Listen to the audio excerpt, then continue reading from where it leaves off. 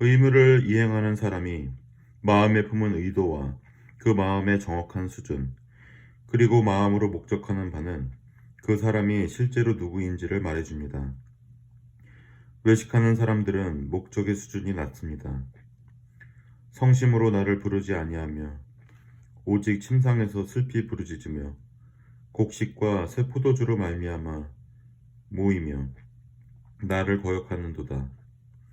그들의 목적은 그리스도를 위함도 용서를 위함도 죄사함이나 성결을 위함도 아닌 곡식과 새 포도주를 위함입니다. 이렇게 그들은 믿음을 이용합니다. 그들이 의무를 이행하며 품는 모든 궁극적인 목표들도 세상적이거나 본능적이거나 율법적입니다. 의무는 자신들의 세상적인 목적을 채우는 구실이며 자기들의 양심을 만족하는 것입니다. 따라서 그들이 이행하는 의무는 하나님께 드리는 속죄제로 거행됩니다. 하지만 정직한 사람은 의무를 이행할 때 매우 높고 순수한 목적을 품습니다. 정직한 자들의 영혼은 하나님을 향합니다. 그리고 하나님을 강직하게 따릅니다. 내가 여호와께 바라는 한 가지 일, 그것을 구하리니 곧 내가 내 평생에 여호와의 집에 살면서 여호와의 아름다움을 바라보며 그의 성전에서 사모하는 그것이라.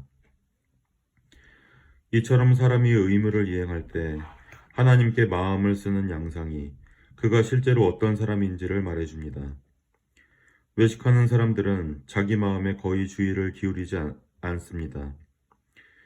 그들은 정직한 사람들처럼 자기 마음의 강팍함, 무감각함, 불신앙, 혼란스러움 등으로 인해 괴로워하지도 않습니다. 또 하나님의 백성들이 그러하듯 의무 중에 마음을 쏟지도 않고 마음을 일깨워 하나님을 따르려고 노력하지도 않습니다. 반면 하나님의 사람들은 의무를 이행하는 중에 자기의 마음이 마치 완전히 당겨진 활같이 하나님을 향하여 섰다고 느껴질 때까지 즐거워하지 않습니다. 물론 그들의 마음이 항상 그런 것은 아닙니다. 하지만 그렇게 할 수만 있다면 그들은 무엇이라도 내놓을 것입니다. 분명한 것은 그들이 의무를 이행할 때 자기 영혼에 하나님이 계시지 않는다면 고통과 슬픔으로 가득하다는 사실입니다. 다윗은 이렇게 말합니다. 내가 전심으로 주께 간구하였사오니.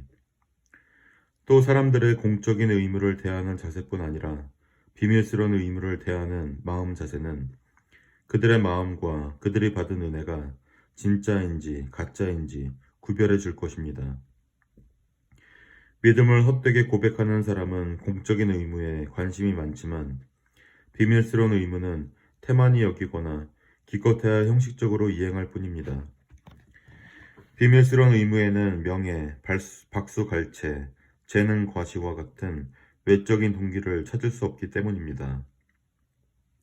더욱이 그런 사람들은 비밀스러운 의무가 주는 내적 즐거움이나 유익을 한 번도 경험하지 못했기 때문에 비밀스러운 의무에 끌리지도 않고 마음을 쏟으려고도 하지 않습니다.